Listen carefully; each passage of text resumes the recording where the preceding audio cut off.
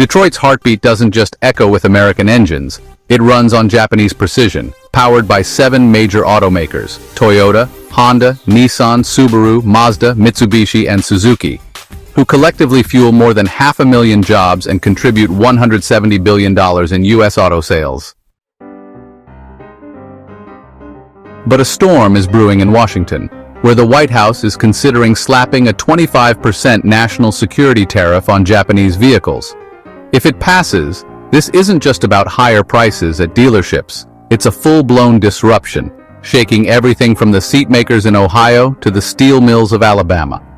What once felt like a distant policy debate has now become a high-stakes test with real-world consequences. Since late 2024, tense trade talks between Tokyo and DC have grown sharper, casting uncertainty across thousands of supply chains stretching from Detroit to rural Kentucky. If this tariff becomes reality, how many workers, how much capital, how many decimal points will vanish?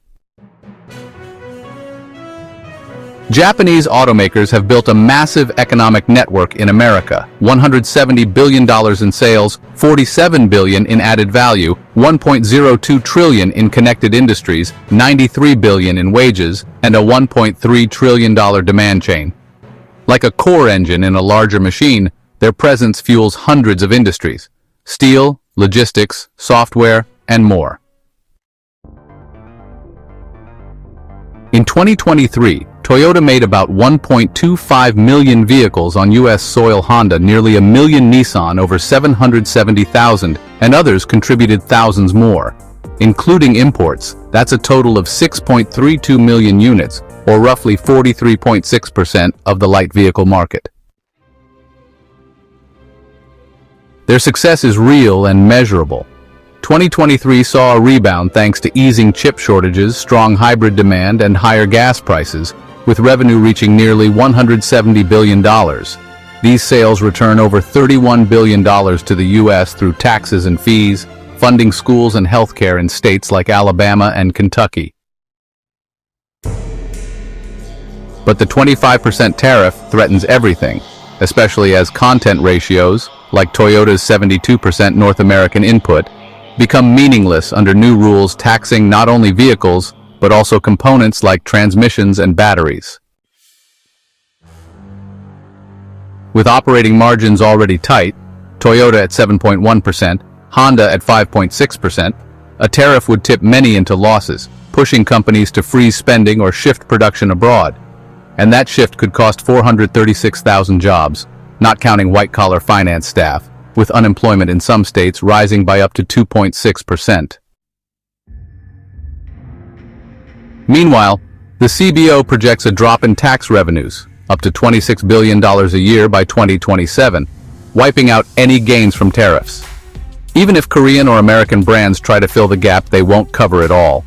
Half the lost Japanese market would delay buying or shift to used cars.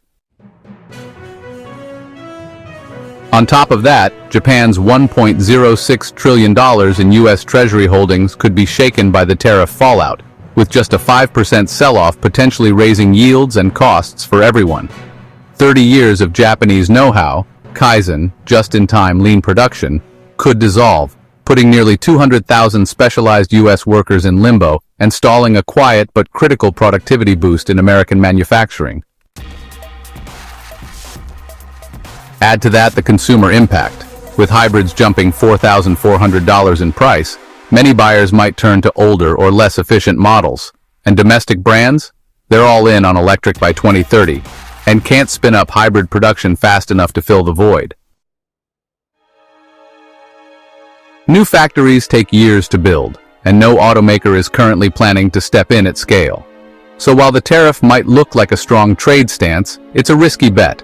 One that could slow the economy, shake consumer confidence, pressure the Fed, and unravel decades of progress. America's auto sector won't collapse, but it will downshift hard. Jobs lost, innovation stalled, costs up. Is this a tax worth paying? Let us know in the comments. And don't forget to subscribe, like, and turn on notifications to stay informed.